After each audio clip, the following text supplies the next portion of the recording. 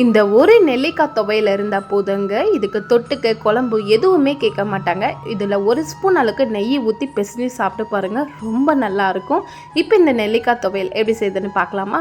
பேனில் கொஞ்சமாக எண்ணெய் சேர்த்துட்டு 1/4 டேபிள் ஸ்பூன் அளவுக்கு வெந்தயம், 1/4 டேபிள் ஸ்பூன் அளவுக்கு ஜீரகம், 1/2 ஸ்பூன் அளவுக்கு கடுகு, 1 ஸ்பூன் அளவுக்கு உளுந்து இதெல்லாமே நல்லா வறுத்துக்கலாம். வெந்தயம் நல்லா வறுக்கணுங்க, அப்போ தான் இந்த கசப்பு தன்மை இல்லாமல் இருக்கும். இதில் 10 காஞ்ச மிளகா, 3 பச்சை மிளகா, கொஞ்சமாக கருவேப்பிலை, ஒரு 1/4 கிலோ அளவுக்கு நெல்லிக்காவை கழுவிட்டு நல்லா தொடச்சி விட்டுக்கின்னு இந்த மாதிரி சின்ன சின்ன பீஸாக கட் பண்ணி சேர்த்துக்கலாம். இதில் மஞ்சள் தேவையான அளவு உப்பு, பெருங்காய பொடியும் சேர்த்துக்கலாம். இதெல்லாமே நல்லா வதக்கி விட்டுக்கின்னு நெல்லிக்காய் நல்லா சாஃப்டான உடனே கொஞ்சமாக கொத்தமல்லி சேர்த்து 1 நிமிஷம் நல்லா வதக்கி விட்டுக்கலாம். இப்போ இதெல்லாமே நல்லா ஆறின உடனே மிக்ஸி ஜாரில் சேர்த்து நல்லா ஸ்மூத்தாக பிளண்ட் பண்ணிக்கலாம். இந்த நெல்லிக்காய் துவையல்வை நீங்கள் ஸ்டோர் பண்ணுற மாதிரி இருந்தால் தண்ணி எதுவும் சேர்க்காதீங்க. ஒரு 10 நாள் ஃப்ரிட்ஜில் வச்சு ஸ்டோர் பண்ணி வச்சு சாப்பிட்லாம். இது ஹெல்த்துக்கு ரொம்ப நல்லது, ஹேர் கூட நல்லா வளரும். கண்டிப்பாக இந்த துவையல்வை ட்ரை பண்ணி பாருங்கள்.